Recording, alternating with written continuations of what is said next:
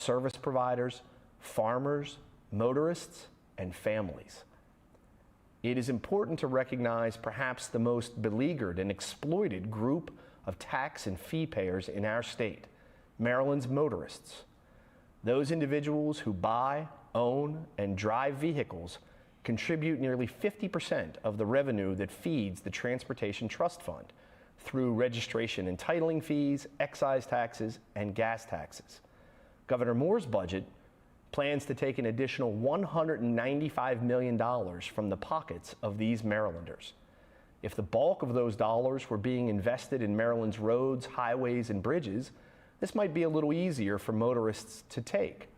But less than a quarter of Transportation Trust Fund spending goes to Maryland's roads and bridges, while more than 50% is spent on mass transit, which only a small percentage of Marylanders actually utilize.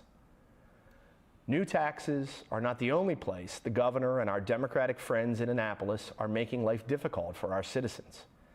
Maryland's environmental interest groups and lawmakers beholden to them have a goal to reduce 60% in just a few years and reach net zero emissions by 2045, seemingly at any cost. As a result, Maryland's families and businesses are being crushed under the weight of high energy prices. Maryland's 5 existing fossil fuel power plants are being forced to close due to failed Democratic policies, and energy costs are therefore skyrocketing. At the same time, some Marylanders are facing the threat of having their property values destroyed or their property even seized to build new power lines from Pennsylvania because our state has to import electricity to meet the need. Maryland's misguided obsession with offshore wind has and will continue to increase costs for ratepayers as we invest in a financial boondoggle that destroys our ocean views and endangers our marine life.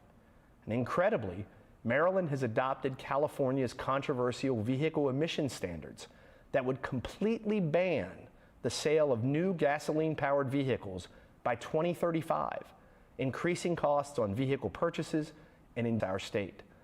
Republicans prioritize clean air, clean water, and conserving our state's natural resources as much as anyone.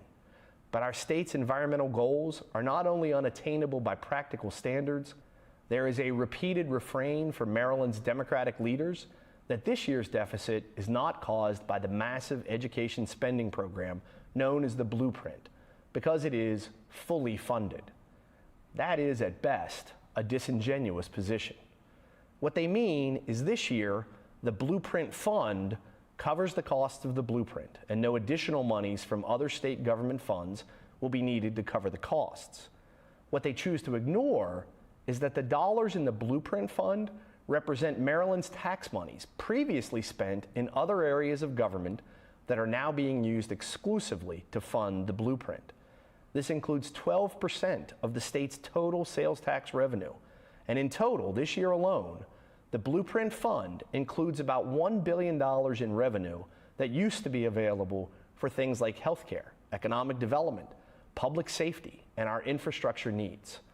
Put another way, if we simply use the alleged Blueprint Fund to pay for our state government's other ongoing obligations, there would be no real need for the $1 billion in tax hikes Governor Moore is requesting.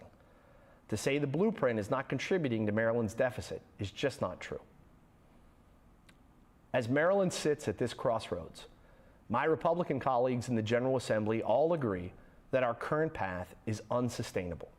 Every year, we come to Annapolis with new ideas and solutions to try to make Maryland a better place to live, work, and raise a family. We advocate for truly lowering our tax burden, spurring private sector job growth, and with our regional neighbors in Virginia and Pennsylvania. Most importantly, we work to make sure Maryland citizens are getting the most bang for their buck possible in funding critical objectives like education and transportation. Marylanders from Oakland to Ocean City, from Dundalk to Denton, and all our neighborhoods in between they are demanding we do better.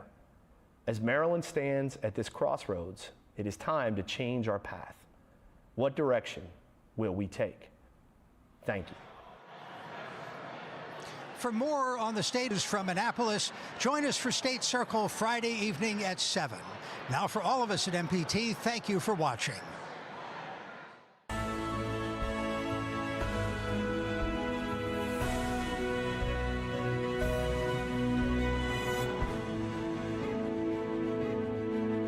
From education and transportation to public safety and a balanced budget, Maryland faces many challenges in 2025.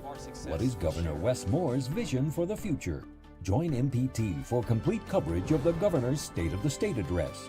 Don't miss the